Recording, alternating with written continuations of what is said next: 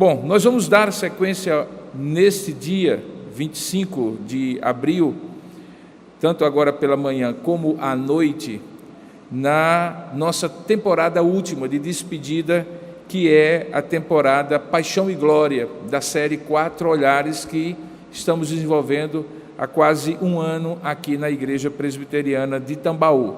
Eu falei que é a temporada da despedida e não por coincidência, neste episódio, no episódio número 6, nós vamos falar sobre a despedida do Redentor.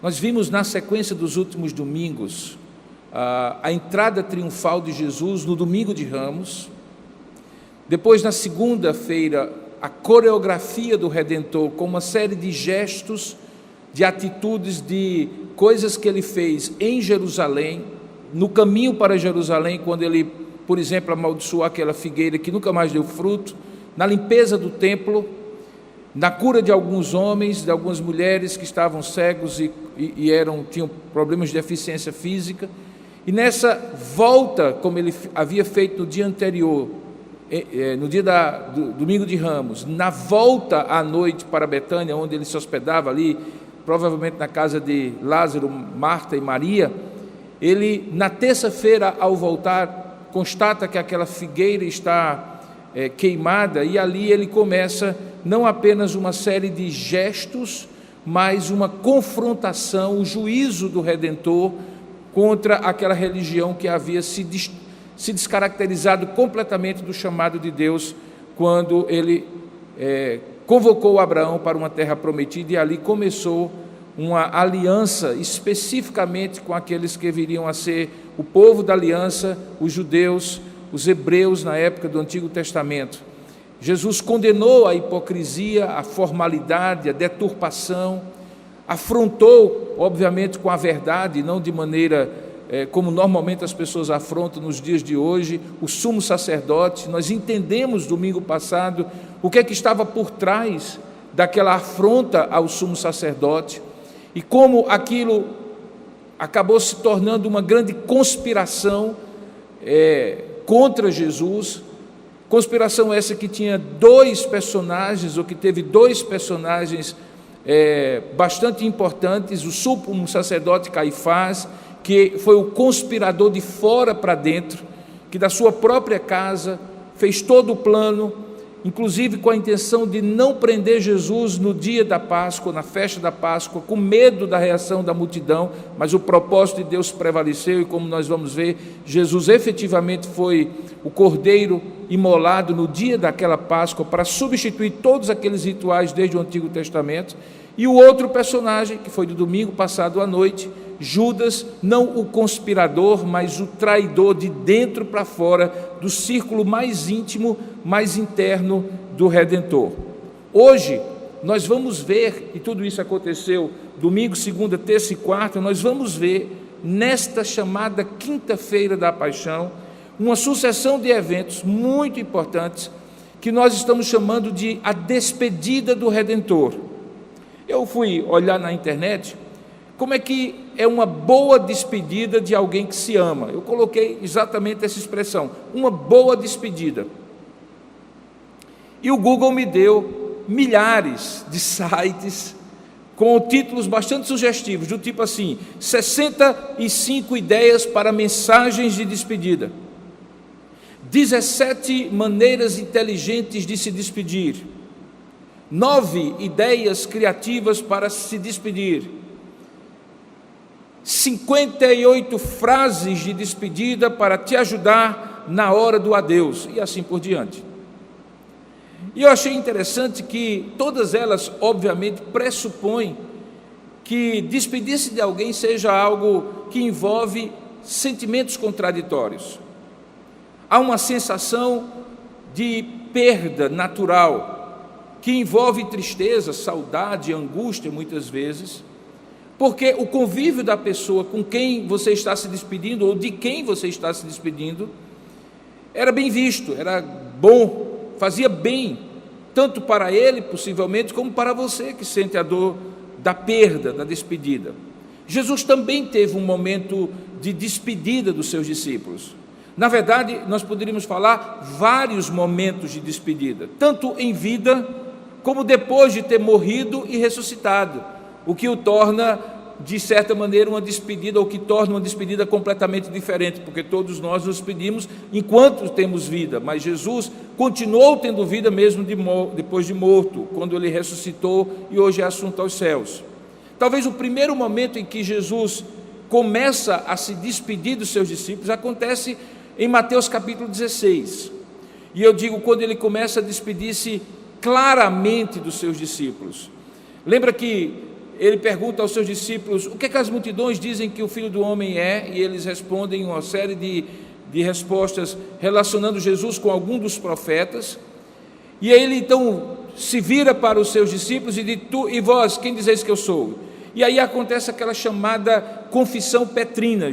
Pedro toma a frente e diz: tu és o Cristo, o Filho de Deus vivo. Ato contínuo, Jesus diz: pois eu edificarei a minha igreja e as portas do inferno não prevalecerão contra ela. E então, lá no capítulo 16, verso 21, Mateus registra o seguinte, que desde aquele tempo, Jesus começou a dizer, ou a mostrar claramente a seus discípulos que era necessário que ele fosse a Jerusalém e sofresse muitas coisas por parte dos anciãos e principais sacerdotes e escribas, e fosse morto e ressuscitasse ao terceiro dia. Eu chamo a sua atenção para o advérbio de modo, claramente. Jesus começou a dizer claramente. Por quê? Porque antes Jesus já havia, com algumas expressões veladas, vinha preparando os seus discípulos, predizendo a sua morte e ressurreição. Para ficar somente no livro de Mateus, um dos olhares, se você for lá a Mateus capítulo 9, verso 15, Jesus, por exemplo, usa a analogia de um noivo que se despede dos seus convidados. Diz assim: respondeu-lhe Jesus: podem acaso estar tristes os convidados para o casamento, enquanto o noivo está com eles na cerimônia? Pois bem, diz ele, dias virão, contudo, em que lhes será tirado o noivo, e nesses dias hão de jejuar. E uma crítica, porque os discípulos de Jesus não jejuavam, e ele diz: olha, eu sou o noivo, enquanto eu estiver com eles, eles têm motivo de se alegrar. Jejum é arrependimento, é tristeza, é dor, eles só vão fazer isso quando eu me despedir deles. Jesus se coloca como de fato é do noivo que se despede. No texto de Mateus capítulo 12, verso 39 e 40, ele usa agora uma nova analogia velada para que aqueles que entendessem um pouco do Antigo Testamento pudessem fazer a relação, embora muitos deles, inclusive os apóstolos, só conseguiram relacionar uma coisa com a outra depois da ressurreição. Ele diz no versículo 39 e 40 do capítulo 12 o seguinte: uma geração má e adúltera, se referindo àqueles ali que estavam, pede um sinal de que ele era o Filho de Deus, era o Messias. Mas nenhum sinal lhe será dado, dizia Jesus, senão do profeta Jonas. Ele fazia uma alusão àquele profeta. E qual era a alusão, qual era o comparativo? Porque assim como esteve Jonas 3 dias e 3 noites no ventre do grande peixe, quem conhece a história sabe disso, Deus havia enviado Jonas para Nínive, e ele foge para o mar e vai na direção de Tarsis, na direção oposta. E a história é conhecida até das crianças. Um grande peixe engole Jonas, ele passa 3 dias no seu ventre, e depois o peixe o vomita na direção que ele deveria ir e que ele estava fugindo. Jesus então diz: olha, assim como esteve Jonas 3 dias e 3 noites no ventre do grande peixe, assim o Filho do Homem estará 3 dias e 3 noites no coração da terra, referindo-se ao tempo que ele fica morto até ser ressuscitado no domingo. Portanto, Jesus já vinha num crescente, dando sinais de que o Filho do Homem seria entregue aos principais anciãos e sacerdotes, e no texto de Mateus ele diz isso claramente. No entanto, naquela quinta-feira, especialmente da Semana da Paixão, em que uma sucessão de eventos acontece, a marca distintiva daquele dia, assim como de outros dias foi a coreografia, a entrada triunfal, o juízo e a traição, aqui é a despedida do Redentor. Ela acontece ao redor de uma mesa com os seus 12 apóstolos, na última Páscoa que eles celebram juntos e que vai se tornar na grande ceia do Senhor, a Santa Eucaristia. Todos os 4 olhares, Marcos, Mateus, Lucas e João, registram esse momento da quinta-feira da paixão. Mas aquele que tem a narrativa mais extensa e detalhada é o apóstolo João. Ele chega a dedicar 5 capítulos inteiros do seu evangelho. E é lá que eu convido você a abrir a sua Bíblia em João capítulo 14, para que você então possa acompanhar esse texto da Sagrada Escritura. João capítulo 14, a despedida do Redentor. Diz assim a palavra de Deus: não se turbe o vosso coração, credes em Deus, crede em mim também. Na casa do meu pai há muitas moradas, se assim não fora, eu vos teria dito, pois eu vou preparar-vos lugar. E quando eu for e vos preparar lugar, voltarei e vos receberei para mim mesmo, para que onde eu estou, estejais vós também. E vós sabeis o caminho para onde eu vou. Disse-lhe Tomé: Senhor, não sabemos para onde vais. Como saber o caminho? Respondeu-lhe Jesus: eu sou o caminho, e a verdade, e a vida. Ninguém vem ao Pai, senão por mim. Se vós me tivesseis conhecido, conheceríeis também a meu Pai, pois desde agora o conheceis e o tendes visto. Replicou-lhe Filipe: Senhor, mostra-nos o Pai, e isso nos basta. Então Jesus lhe disse: Filipe, há tanto tempo estou convosco, e não me tens conhecido? Quem me vê a mim, vê o Pai. Como dizes tu, mostra-nos o Pai? Não crês que eu estou no Pai e o Pai está em mim? As palavras que eu vos digo, não os digo por mim mesmo, mas o Pai que permanece em mim faz as suas obras. Crede-me que estou no Pai e o Pai em mim, crede, ao menos por causa das mesmas obras. Em verdade vos digo que aquele que crê em mim fará também as obras que eu faço, e outras maiores fará, porque eu vou para junto do Pai. E tudo quanto pedirdes em meu nome, isso farei, a fim de que o Pai seja glorificado no Filho. Se me pedirdes alguma coisa em meu nome, eu o farei. E se me amais, guardareis os meus mandamentos. E eu rogarei ao Pai, e Ele vos dará outro Consolador, a fim de que esteja para sempre convosco, o Espírito da verdade, que o mundo não pode receber, porque não o vê, nem o conhece. Vós o conheceis, porque Ele habita convosco e estará em vós. Eu não vos deixarei órfãos, voltarei para vós outros. Ainda por um pouco, e o mundo não me verá mais. Vós, porém, me vereis, porque eu vivo, e vós também vivereis. Naquele dia, vós conhecereis que eu estou em meu Pai, e vós em mim, e eu em vós. Aquele que tem os meus mandamentos e os guarda, esse é o que me ama, e aquele que me ama será amado por meu Pai, e eu também o amarei e me manifestarei a ele. Disse-lhe Judas, não o Iscariotes: de onde procede, Senhor, que estás para manifestar-te a nós e não ao mundo?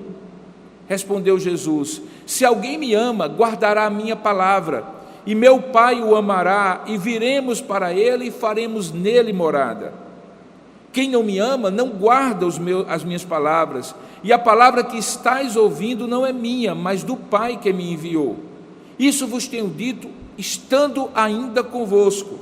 Mas o Consolador, o Espírito Santo, a quem o Pai enviará em meu nome, esse vos ensinará todas as coisas e vos fará lembrar de tudo o que eu vos tenho dito. Deixo-vos a paz, a minha paz vos dou. Eu não vou-la dou como dá o mundo. Não se turbe o vosso coração, não se atemorize. Ouvistes o que eu vos disse: vou e volto para junto de vós. Se me amasseis, alegrar-vos-eis de que eu vá para o Pai, pois o Pai é maior do que eu. Disse-vos agora antes que aconteça, para que quando acontecer, vós creais. Eu já não falarei muito convosco, porque aí vem o príncipe do mundo, e ele nada tem em mim. Contudo, assim eu procedo, para que o mundo saiba que eu amo o Pai, e que faço como o Pai me ordenou. Levantai-vos, vamos-nos daqui. Que Deus abençoe a sua palavra lida. Amém. Vamos orar juntos? Curva a sua cabeça aí onde você estiver, nos assistindo pelos canais oficiais da IP Tambaú. Esse é um momento em que nós precisamos pedir a iluminação e a graça de Deus para abrir o nosso entendimento. Ó Deus amado e querido Pai, nós rogamos nesta hora que o Senhor nos ajude, que o mesmo Espírito do qual esse texto fala, que é o Teu Espírito, o próprio Deus, Deus como Pai, Deus como Filho, possa, tendo inspirado essa Escritura, iluminar agora os nossos corações. O Teu Espírito pode nos ajudar a compreender, porque foi Ele mesmo que colocou as ideias e as palavras na mente de João, o Teu apóstolo, quando escreveu este registro. Que o Senhor abra então o nosso entendimento e que o próprio autor desse texto nos diga o que ele quis dizer nesta manhã para a nossa edificação, usando esse texto que ele mesmo inspirou e que nós agora lemos e esperamos em Deus, no Senhor, que fale ao nosso coração. Nós oramos assim então, ó Pai, em nome e para a glória de Jesus. Amém. Os 4 olhares, Marcos, Mateus, Lucas e João, todos eles narram este dia, que acontece num cenáculo, uma espécie de lugar mais alto, aposento mais alto de uma casa em Jerusalém, onde Jesus celebra aquela ceia dentro da cidade. Os 4 olhares, de maneiras diferentes, contam que depois daquela ceia, Jesus sai da cidade, cruza o vale do ribeiro de Cedron, que separava Jerusalém do Monte das Oliveiras, o mesmo vale onde ele havia cruzado várias vezes nos dias anteriores, vindo de Betânia para Jerusalém e voltando à noite. E então ele sobe para passar aquela noite no Jardim das Oliveiras, que naquela noite se transformaria no jardim de Getsêmani, de dor e de sofrimento. Antes, porém, João, de maneira muito específica, conta os detalhes do que aconteceu e particularmente as falas do que foram ditas naquele momento. Os outros evangelistas tendem a narrar esse texto numa única porção, e aquilo que ou esse episódio numa única porção de texto. E aquela última frase que eu acabei de ler, levantai-vos e vamos-nos daqui, dá início a uma sucessão de eventos que são contados por Mateus, Marcos e Lucas com poucos nuances diferentes. Mas João é como se ele contasse nesse capítulo 14 os diálogos que acontecem naquele momento, que nós não sabemos precisar muito bem se aconteceram durante a refeição, um pouco antes, na parte final da refeição, na parte inicial, mas certamente aconteceram como acontece numa refeição, em que bocados de comida e diálogos acontecem, e assim aconteceu com Jesus e os seus discípulos. No capítulo anterior, já havia João registrado aquela chamada cerimônia do lava-pés, sobre a qual eu já preguei nesses últimos dias, em que Jesus prepara aqueles discípulos para o exercício da humildade, mas também adverte na sequência de que entre eles havia um traidor. Perceba que tudo isso envolve aquele momento, num momento de fortes emoções, como toda despedida tem. E nessas fortes emoções, João registra o diálogo a partir de 3 perguntas que são feitas. A primeira delas de Tomé, quando ele pergunta: Senhor, não sabemos para onde vais, como saber o caminho? A segunda de Filipe, que na verdade mais do que uma pergunta é um pedido, quando ele diz: Senhor, mostra-nos o Pai e isto nos basta. E a terceira de Judas, que não é Iscariotes, mas Judas Tadeu, Judas o gêmeo, um dos discípulos e apóstolos de Jesus, que ele pergunta finalmente: de onde procede, Senhor, que estás para manifestar-te a nós e não ao mundo?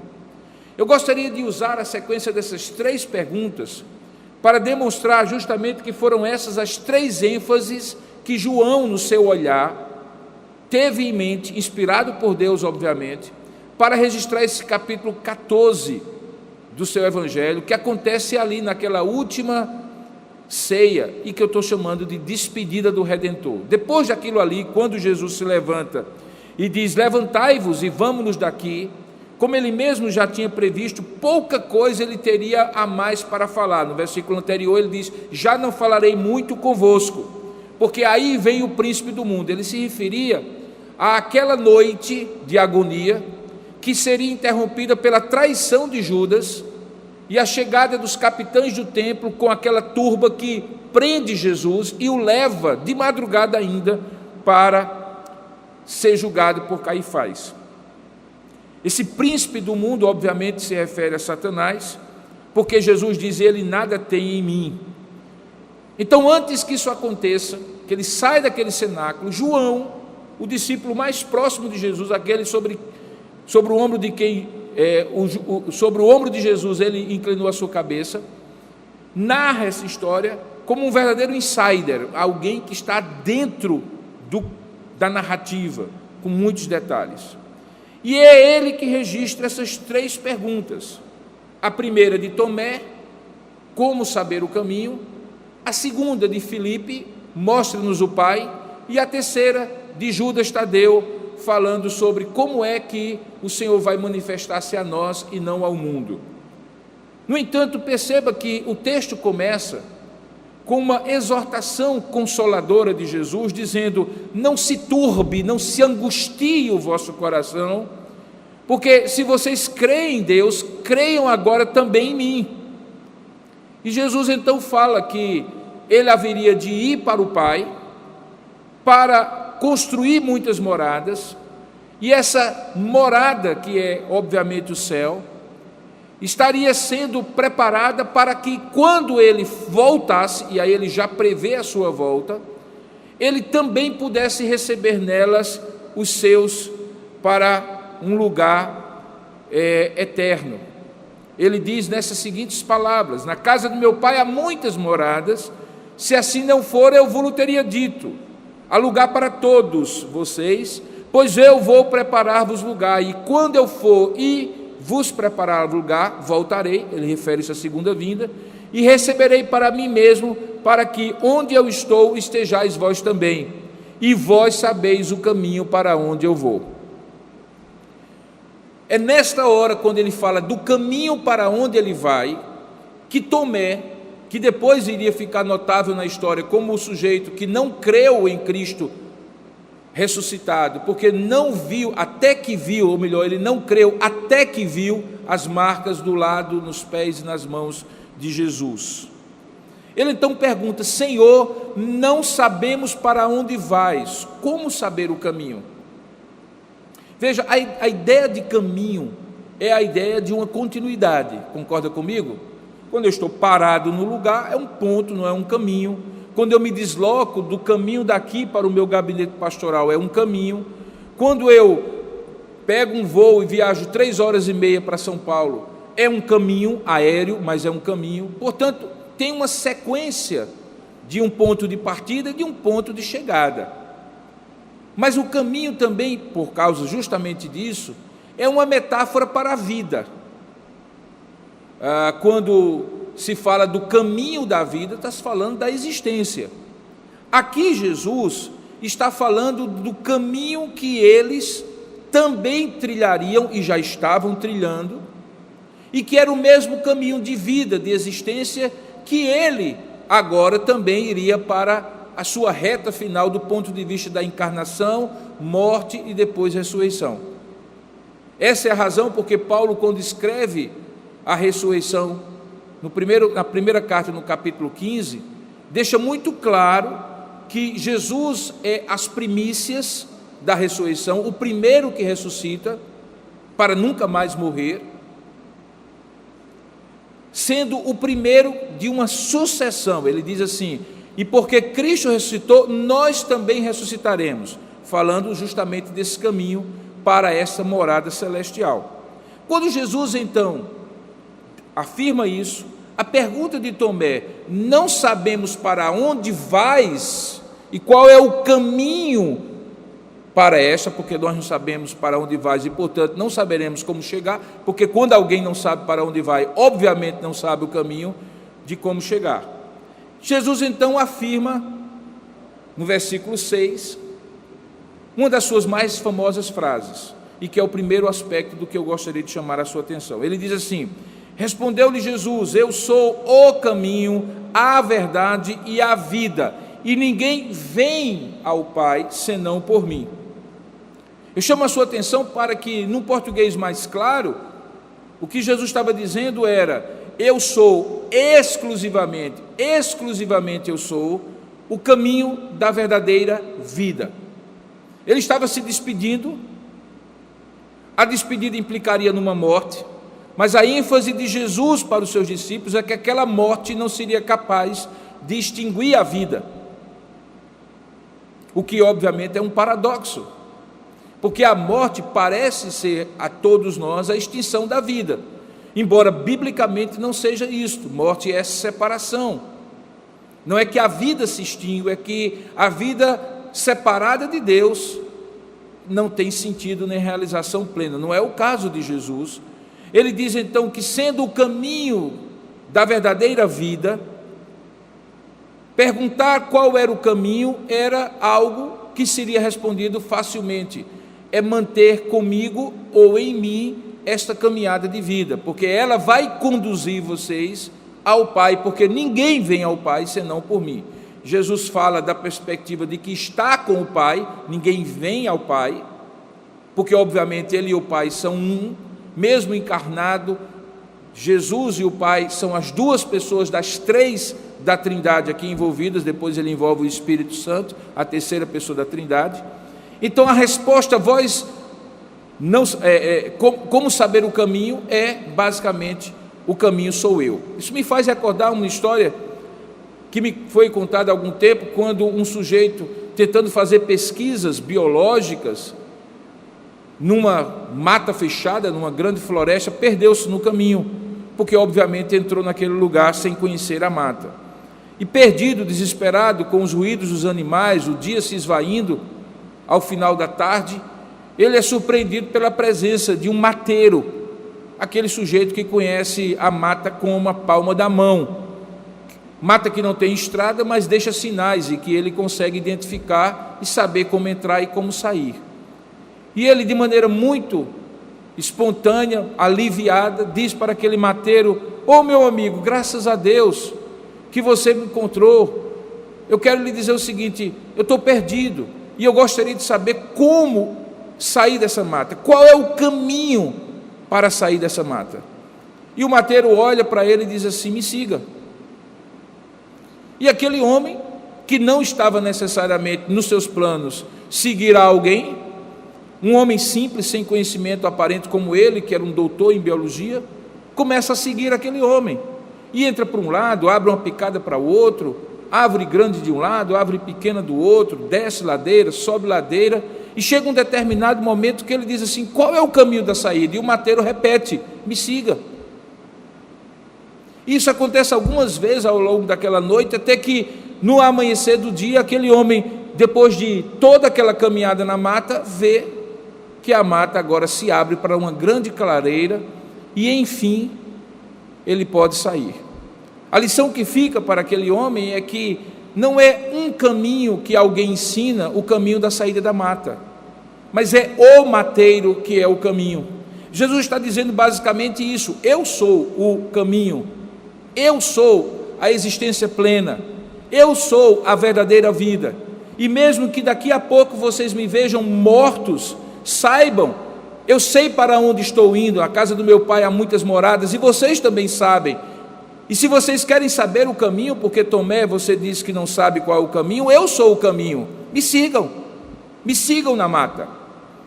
É justamente isso que depois Jesus vai detalhando nos versículos seguintes, quando diz assim: se vós me tivesseis conhecido, e lembra que conhecer não é saber, é conviver, é experimentar, é ser transformado por aquilo que se conhece, vocês também conheceriam a meu Pai. Mas na verdade, desde agora vocês o têm conhecido e o tendes visto. E aí Jesus entra na segunda parte do seu discurso, de despedida para aqueles homens. Porque, diante da afirmativa que, se eles tivessem conhecido Jesus, eles conheceriam o Pai, Filipe faz a segunda pergunta, ou o segundo pedido, digamos assim, dizendo assim: Senhor, mostra-nos o Pai, e isso nos basta. Eu quase que sinto uma certa nota de desapontamento quando Jesus, então, no segundo aspecto desse seu discurso de despedida, mostra a sua identificação plena com o Pai. O primeiro aspecto é que Ele é o único caminho para a verdadeira vida. O segundo aspecto é que Ele e o Pai são um. O que ele diz assim, com um certo desapontamento que quase consegue pular do texto para nós. Ele diz: Filipe, há tanto tempo eu estou convosco e vós não me tendes conhecido. Quem me vê a mim, vê o Pai. Como dizes, mostra-nos o Pai. E aí Jesus desenvolve argumentos para mostrar que, se de fato Filipe e os seus discípulos tivessem conhecido a Ele, não apenas sido informados, não apenas sido impressionados pelos milagres, sinais e prodígios que Ele fez, não apenas tendo se admirado pelos discursos que Jesus fez, pelos sermões que Ele pregou, não apenas impactado pela proposta transformadora do seu Evangelho, se eles tivessem já naquele momento tido essa experiência, eles perceberiam. Veja, o primeiro argumento que Jesus usa é que Ele e o Pai são um, e quem vê ao Pai vê a Ele, porque as obras que Ele faz são as mesmas obras que o Pai fez e continua fazendo. Ele diz assim: não crês que eu estou no Pai e que o Pai está em mim? As palavras que eu vos digo, não as digo para mim mesmo, mas o Pai que permanece em mim faz as suas obras. Ele está falando dessa relação entre coerência do que se fala e coerência do que se faz. Ele diz: da mesma maneira como o Pai é coerente, de modo que as suas palavras se concretizam nas obras que Ele faz, eu tenho demonstrado essa coerência. Que as palavras que eu prego, que eu falo, que não vêm de mim, vêm do Pai, são coerentes com as obras que eu faço, que também não vêm de mim, mas vêm do Pai. E ele desenvolve isso. Ele diz: crede-me então, Filipe, que eu estou no Pai e o Pai em mim, crede ao menos por causa das mesmas obras. Jesus está usando o argumento de que contra fatos não há evidências. Isso inclusive já havia sido reconhecido por outros. Alguns se dirigiam a Jesus e diziam assim: Senhor, nós sabemos que tu vens do Pai, porque ninguém que não venha do Pai faz as obras que tu tens feito. Portanto, as obras eram os fatos incontestáveis que Jesus e o Pai eram um só, porque as obras eram as mesmas. Ele continua dizendo: em verdade vos digo que aquele que crê em mim fará também as obras que eu faço, e outras maiores farás, porque eu vou para junto do Pai. Não somente as minhas obras são as obras do Pai, mas uma vez crendo em mim, as suas obras, Filipe, no futuro, quando eu estiver com o Pai, também serão as obras do Pai. Jesus desenvolve isso, e então ele introduz a ideia de que nessa despedida o sentimento de orfandade, de tristeza e de angústia deles seria suprido pela presença do Consolador. Um pouco mais na frente ele diz: e eu rogarei ao Pai e Ele vos dará outro Consolador. Esse Consolador nós sabemos que é o Espírito Santo, cuja ideia, cuja obra vai ser desenvolvida no capítulo 15, quando Jesus fala da videira verdadeira, e depois desenvolve a ideia do Consolador, e no capítulo 16, quando ele fala da obra do Espírito Santo. Essa seção do Evangelho de João termina no capítulo 17 com a oração sacerdotal de Jesus. Mas quem é esse Consolador que ele chama de Espírito da Verdade? Primeiramente é preciso que você lembre que o termo que Jesus usa para outro Consolador não é a ideia de outro de natureza diferente. Não é heteros, o termo para outro em grego, quando você quer falar de uma coisa que é diferente da outra. Daí vem a ideia de heterodoxia, uma coisa diferente da outra. É a palavra homoios, que significa outro de mesma natureza, como a palavra homogêneo. Quando você pega duas substâncias que conseguem realmente ter a mesma polaridade, as mesmas características físico-químicas, e você mistura, e então elas são homogêneas. Não é como a água e o óleo, por exemplo, que têm polaridades diferentes. O que Jesus está dizendo é que esse outro Consolador, que é o Espírito Santo, seria e faria aquilo que ele fez e foi até aquele momento para os seus discípulos.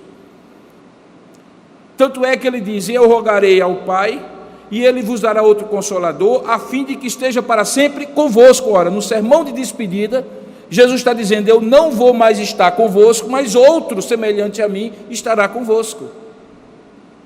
Ele é o Espírito da verdade, que o mundo não pode receber, porque nem vê, nem o conhece. Porém, vós já o conheceis. Por quê? Porque ele habita convosco, e a grande diferença é que, em determinado momento, ele estará em vós. Isso era um conceito revolucionário para homens judeus ouvirem. Porque, como judeus, eles estavam acostumados à ideia do Antigo Testamento de que o Espírito Santo não habitava nos crentes da Antiga Aliança. Ele vinha e fazia a sua obra em reis, sacerdotes, profetas, juízes, homens e mulheres a quem ele queria usar. Tanto é que a profecia de Joel, capítulo 2, verso 28 a 32, é que nos últimos tempos o Espírito Santo seria derramado em toda a carne. E aqui se cumpre, e de fato acontece no dia de Pentecostes, 50 dias depois da Páscoa. A promessa, portanto, que Jesus faz é que o sentimento de orfandade da sua ausência seria suprido pela certeza da presença de um Consolador igual a ele, como o Pai, o Filho e o Espírito Santo são da mesma essência, da mesma natureza. Razão é essa porque Jesus afirma claramente que, por causa desse conforto, ele não os deixaria sós, não vos deixarei órfãos, mas eu voltarei para vós outros. Ainda por um pouco tempo o mundo não o verá mais, ou não me verá mais, mas vós me vereis, porque eu vivo e vós também vivereis, ecoando depois, ou melhor, fazendo com que Paulo ecoe depois na promessa da ressurreição em 1 Coríntios capítulo 15. E ele diz: naquele dia vós conhecereis, ele estava se referindo à volta dele, que eu estou em meu Pai e vós em mim e eu em vós, naquela comunhão eterna. Então Jesus está aqui enfatizando a sua perfeita unidade com o Pai e ao mesmo tempo a continuação da obra que ele veio fazer por meio do Consolador, que o substituiria em estar com eles e neles. E aqui nós temos duas doutrinas da teologia sistemática muito importantes. Nós temos a trindade essencial ou ontológica, em que o Pai, o Filho e o Espírito Santo são três pessoas de mesma essência, infinitude e perfeição em seus atributos. E nós temos a chamada trindade econômica ou funcional, em que a obra de cada uma dessas pessoas da trindade é bem definida segundo a revelação da Escritura. O Pai, o Filho e o Espírito Santo têm obras diferentes que são convergentes dentro de um único eterno decreto, mas são distintamente estabelecidas no conselho dessa trindade eterna, para que uma pessoa especificamente realize, enquanto que outra realizará outra, e assim por diante. Caberá ao Consolador, portanto, segundo Jesus, aplicar a obra do Espírito Santo, a obra dele, melhor dizendo, caberá ao Espírito Santo, o Consolador, aplicar a obra do Redentor na vida daqueles seus discípulos. E como ele fará isso? O próprio texto diz: primeiramente, ele vos fará lembrar de todas as coisas que eu vos tenho ensinado. Depois, ele também vos ensinará a verdade. Veja, ele diz assim: isso vos tenho dito, estando ainda convosco, um pouquinho mais na frente. Mas o Consolador, o Espírito Santo, a quem o Pai enviará em meu nome, esse vos ensinará todas as coisas e vos fará lembrar de tudo que eu vos tenho dito. Continuará a minha obra quando eu já estiver com o Pai. Essa parte que eu acabei de citar está então na terceira sessão desse discurso de despedida, quando não mais Tomé, não mais Filipe, mas Judas Tadeu, Judas não o Iscariotes, pergunta então que diferença é essa que haverá entre a manifestação, a epifania, a revelação de Jesus para os seus discípulos e seu povo, de diferente daquilo que será feita para o mundo, e que o mundo não entenderá como os discípulos e o povo de Deus entenderá. Isso está ali quando ele diz: de onde procede, Senhor, que estás para manifestar-te a nós e não ao mundo. E aí ele fala da salvação, da fé, da obediência como características daqueles que entenderão a manifestação da vinda do Filho do Homem de maneira redentiva. Ele diz assim: se alguém me ama, guardará a minha palavra, meu Pai o amará, e viremos para ele e faremos nele morada. Quem não me ama, e ele se referia ao mundo, não guarda as minhas palavras, e a palavra, pois a palavra que estáis ouvindo é minha, não é minha, desculpe, mas do Pai que me enviou. E isso eu vos tenho dito ainda convosco. Mas, quando eu não estiver convosco, o outro Consolador, o Espírito Santo, a quem o Pai enviará em meu nome, esse vos ensinará todas as coisas e vos fará lembrar de tudo que eu vos tenho dito. Baseado nisso, no primeiro aspecto, decorrente da pergunta, qual é o caminho? Feita por Tomé, Jesus responde: o caminho da verdadeira vida é estar em mim e caminhar comigo, mesmo quando eu não estiver com vocês. E para isso, vocês não ficarão órfãos. O Espírito Santo estará convosco, como já está, mas estará em vós. Ele vos fará lembrar todas as coisas que eu vos tenho ensinado e vos guiará a toda a verdade, como complemento da minha obra, que cabe a Ele fazer enquanto eu estiver com o Pai. E, consequentemente, em último lugar, quando isso acontecer, ficará claro que a revelação que eu tenho para os meus difere da revelação de juízo que o mundo receberá. Por isso, a Judas Tadeu, ele responde dizendo que se alguém me ama, guardará a minha palavra, meu Pai o amará e viremos para ele e faremos nele morada. Mas quem não me ama, não guarda as minhas palavras, e a palavra que vocês estão ouvindo não é minha, mas do Pai que me enviou, e isso eu vos tenho dito ainda estando convosco. Diante dessas três afirmativas, Jesus conclui o seu discurso de despedida com os últimos versículos, onde ele diz as seguintes palavras, que são palavras consoladoras de quem está se despedindo por um tempo, mas que voltará, e despedindo-se de uma forma que ninguém no universo jamais se despediu ou se despedirá, com a certeza de onde se está indo e que vai voltar para o reencontro. Diz assim: deixo-vos a minha paz vos dou. E ele faz a distinção: eu não a dou como dá o mundo. Por isso, não se angustie, ele repete a primeira expressão do primeiro versículo, não se angustie, não se turbe o vosso coração, nem se atemorize, pois a esperança é o que eu vos tenho dito: eu vou, mas eu volto para junto de vós. E se vocês me amam, então se alegrem de que eu vá para o Pai, pois o Pai é maior do que eu, foi dele que eu vim e para ele eu voltarei. E eu digo essas coisas agora, para que quando acontecer vocês creiam, vocês vejam o que eu havia dito. E eu já não falarei mais muito convosco, porque vem aí o príncipe deste mundo, ele nada tem em mim. Contudo, assim procedo, para que o mundo saiba que eu amo o Pai e que eu faço como o Pai me ordenou. E aí ele diz: vamos, levantem-se, vamos daqui. A despedida do Redentor, portanto, é uma despedida cheia de sentimentos diferentes daqueles sentimentos de uma despedida qualquer, ainda que estejam ali presentes aqueles sentimentos de tristeza, de angústia e de orfandade, de desamparo natural quando pessoas se amam e se despedem uma das outras. O que havia ali era uma profunda certeza da parte de Jesus manifestada aos seus discípulos que tudo aquilo estava sob controle.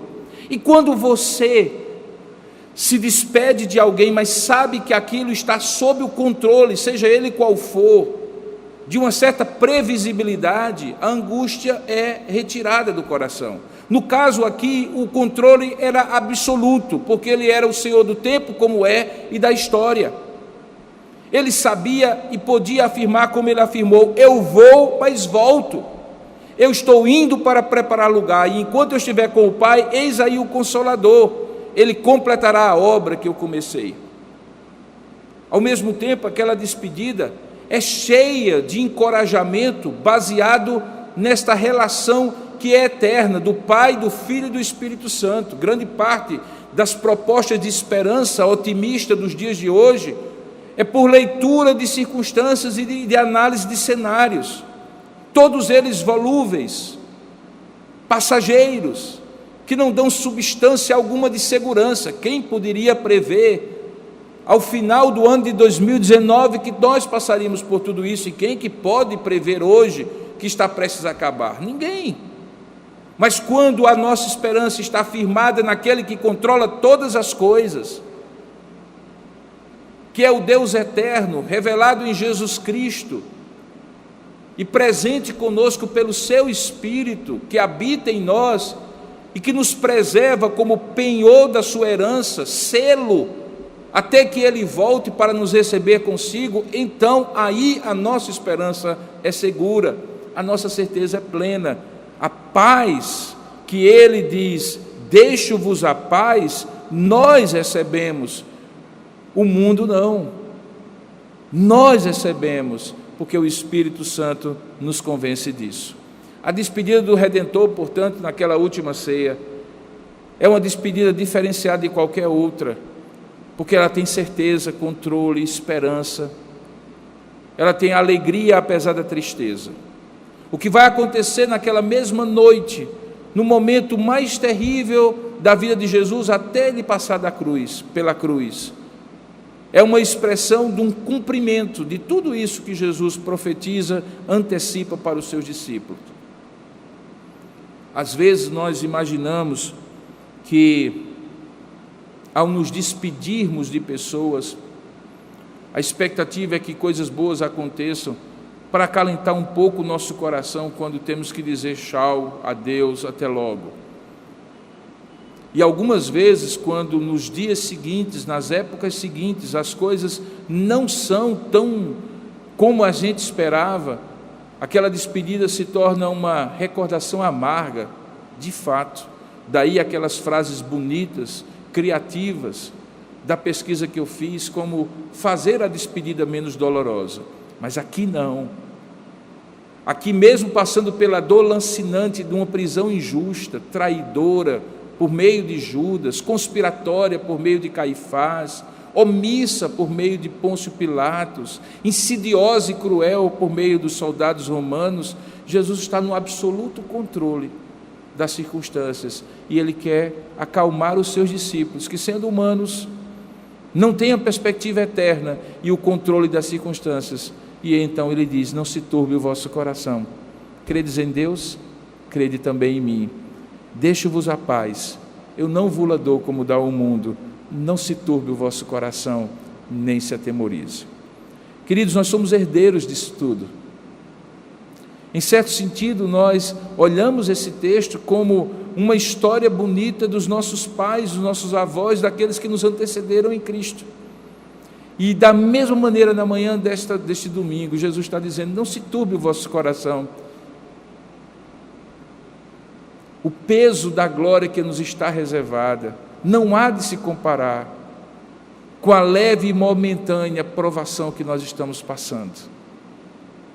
Ora, se ela não é tão sentida como leve e momentânea, imagine como nós não podemos prever que peso de glória é esse que está nos reservado. A razão porque é dito que nem olhos viram, nem ouvidos ouviram, nem jamais penetrou em coração humano o que Deus tem preparado para aqueles que o amam. É essa esperança que nos sustenta, é esse Espírito que nos acalenta, é esta promessa que nos guia. Que Deus abençoe a sua vida nesta manhã e lhe faça cheio de esperança, porque a despedida do Redentor não foi para sempre. Ele vai e foi, mas Ele volta e está prestes a voltar. Que Deus o abençoe. Amém. Ó Deus amado e querido Pai, acalenta-nos com esta certeza. Faz-nos ouvir, não se turbe o vosso coração. Credes em Deus, crede também em mim. Faz-nos lembrar, deixo-vos a paz, a minha paz vos dou. Eu não vou-la dou como dá o mundo. Faz-nos lembrar nesses tempos difíceis, dessa travessia desafiadora da pandemia na qual estamos, que quando faltarem motivos para a esperança, para a paz, perturbadora seja a circunstância que a corrompa como paz que o Senhor já nos deu em Cristo, que esta renovação de promessas, lembradas pelo Teu Espírito, como é obra dEle, como Consolador, faz ao nosso coração, elas nos tragam paz, esperança, serenidade diante das circunstâncias. Nada foge ao Teu controle. Ministra isso ao coração daqueles que ouviram e que ouvirão esta palavra. E agora despede-nos com a bênção do Senhor, o Pai, o Filho e o Espírito Santo. Que a graça do nosso Senhor e Salvador Jesus Cristo, o amor do nosso Deus e bendito Pai, o poder, a comunhão e a consolação do Santo Espírito de Deus, repouse sobre sua vida, meu irmão, minha irmã, e sobre todo o povo de Deus na face da terra, desde agora e para todo sempre. Amém.